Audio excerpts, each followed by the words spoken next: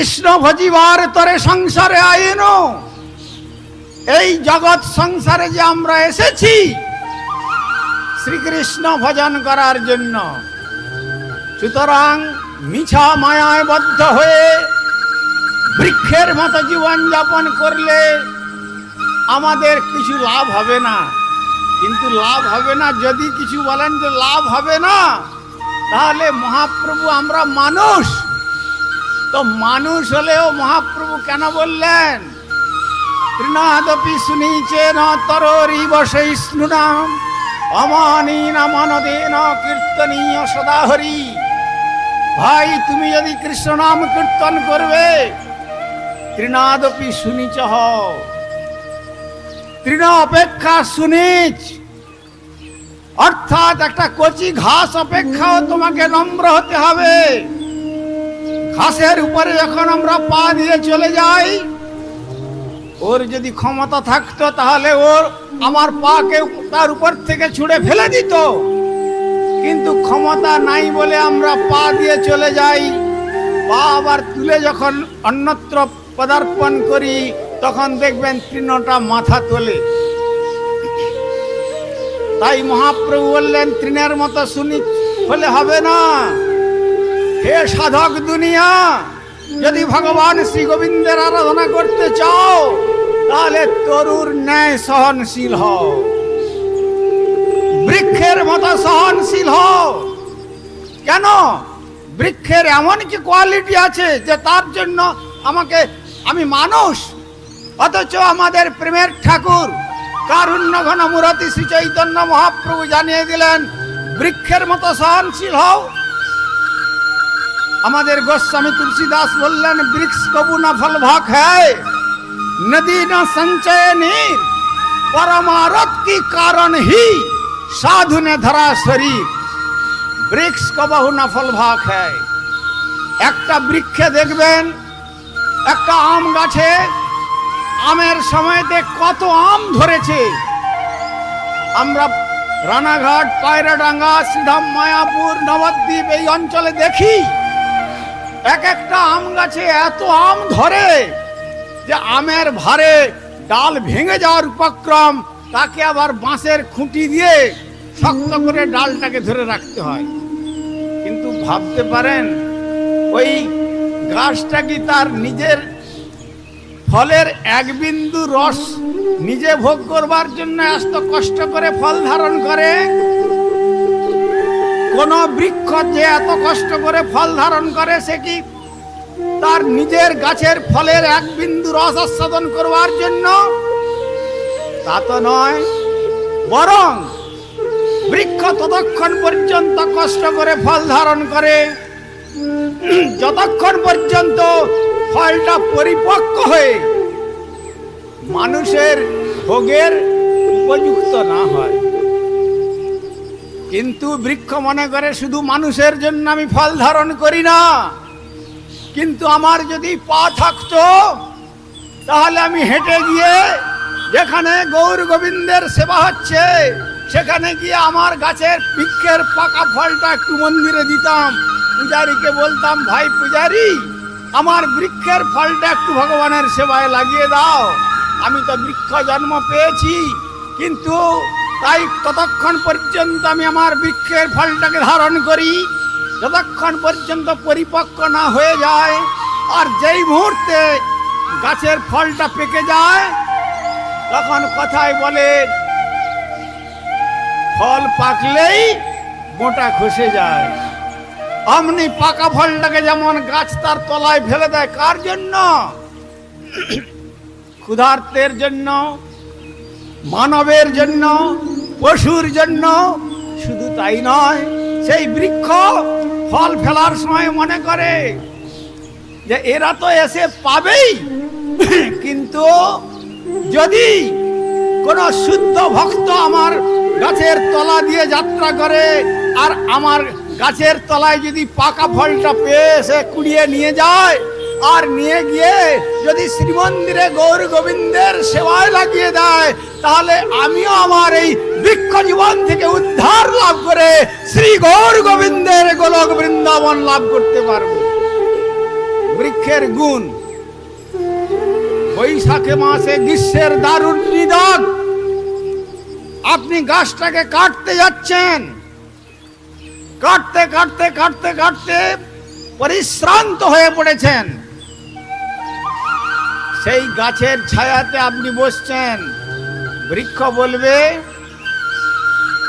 ওহে আমার কর্তক, তুমি আমাকে সকাল থেকে কুঠারাঘাত করে কেটেছো, আমি তোমাকে ছায়া দেব না? বলবে? তা বলবে না। সে বলবে, ঠিক আছে, তুমি আমার ছায়াতেই বসে তোমার শ্রমপণোদন করো, তারপরে যদি তোমার দরকার তাহলে আবার আমাকে কাটবে।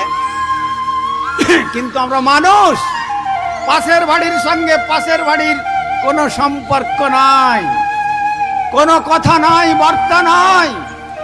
সুতরাং আমরা কিসের মানুষ? কিসের সবার উপরে মানুষ সত্য? মানুষের শ্রেষ্ঠত্ব কোথায়? Best creation of supreme god Lord Krishna, this is the human body. কিসের এই মানব শরীর? ভগবানের শ্রেষ্ঠ শরীর। যদি ভগবানের আরাধনা না করলো, বৃক্ষ যেন কাটিলেও কিছু না বলয়। আর বৈশাখের দারুণ নিরাগ, আপনি গাছ লাগিয়েছেন, বিস্মৃত হয়ে গেছেন যে গাছের গোড়ায় জল দিয়ে তাকে বাঁচিয়ে রাখতে হবে। বৃক্ষ বলবে না, হে আমার মালিক, তুমি আমাকে লাগিয়েছো, আমার গোড়ায় জল দাও, আমি তো পিপাসার্ত, নাহলে মারা যাব। বৃক্ষ বলবে, ওই বৃক্ষ বলবে যে আমাকে বিধাতা যখন কর্মফলেতে বৃক্ষ জন্মদান করেছে, তখন তাপদগ্ধ পৃথিবীর যখন চারিদিকে জল জল হাহাকার ওঠে, তখন যেমন বিধাতার আশীর্বাদে নেমে আছে বর্ষা, সেই বর্ষার পবিত্র জলধারা পান করে যেমন বৃক্ষকুল জীবন যাপন করে, কাউকে জল চেয়ে কাউকে কষ্ট প্রদান করে না। এই হচ্ছে কাউকে চাইব না অযাচক বৃত্তির মূর্ত আদর্শ হলো এই বৃক্ষ জীবন। কেন আমি আমার জন্য, আমার জীবনের জন্য অপরকে জল চেয়ে কষ্ট দেব? আমি প্রাণ ত্যাগ করব, তবু ভালো যদি জগৎ পিতা আমাকে কৃপা করে বর্ষার দ্বারা জল দান করেন, তাহলে বেঁচে থাকব। আর যদি না দেন, তাহলে আমি জগৎ পিতার চিন্তা করতে করতে, আমি জগৎ পিতার পাদ পদ্ম স্মরণ করতে করতে এই দেহকে বিনাশ করে দেব, তবু অপরকে আমি কষ্ট দেব না। ভাবুন বৃক্ষের কোয়ালিটি, বৃক্ষের গুণগুলো চিন্তা করুন। আর যে যা মারে মাগে বৃক্ষের কাছে, কেউ অস্ত্র দিয়ে, কেউ বাঁশের মধ্যে তার ফলকে ধরবার মতো জাল দিয়ে জোর করে সেই ফল ছিনিয়ে নিচ্ছে।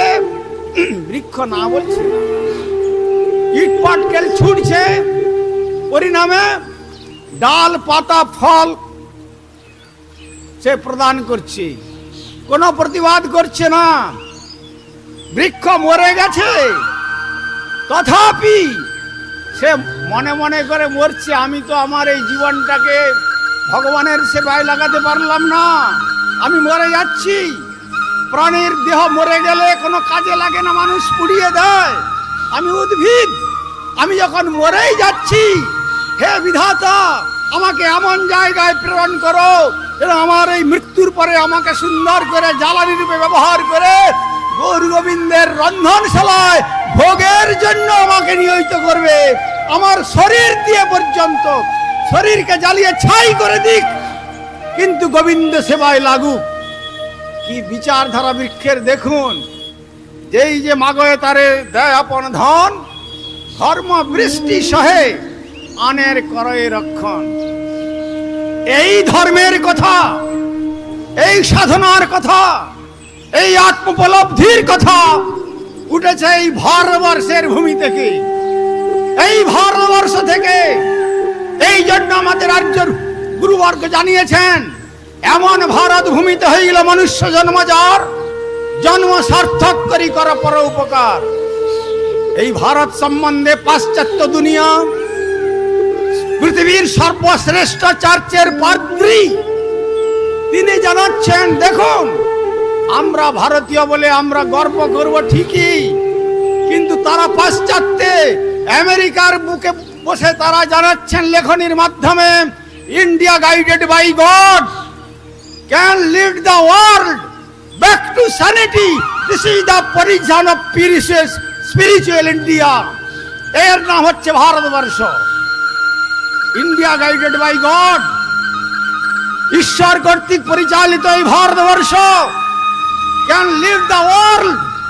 এই ভারতবর্ষ সদা পৃথিবীকে পরিচালনা করতে পারে ব্যাক টু স্যানিটি, তাদের সকলের ভাবনার পরিবর্তন করতে পারে, করে এক আধ্যাত্মিক চেতনায় অনুপ্রাণিত করতে পারে। This is the spiritual India. এইটাই হলো আধ্যাত্মিক ভারত। তাই বললেন, এমন ভারত ভূমিতে হইল মনুষ্য জন্ম যার, জন্ম সার্থক করি কর পর উপকার। জন্ম সার্থক কিসে হবে? একমাত্র ভগবান শ্রীকৃষ্ণের ভজনের দ্বারা। কৃষ্ণের অষ্টোত্তর শতনামে বলেছেন, ভাই সব কৃষ্ণ নাম ভজ জীব, আর সব মিছে, বলাইতে পদ নাই জম আছে পিছে। সুতরাং মিছা ধর্ম, হিংসা, দ্বন্দ্ব, বিবাদ, বিসম্বাদ, হিংসার তাণ্ডব নৃত্য করে ধর্মাচরণ করে তোমাদের কোনো মূল্য হবে না। যদি মঙ্গল লাভ করতে চাও, বৃক্ষের মতো সহনশীল হয়ে ভগবান শ্রী গোবিন্দের নাম কীর্তন করো।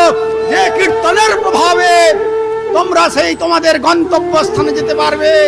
Back to god and back to old home. This is the message of Gaudiya Math or eternal philosophy.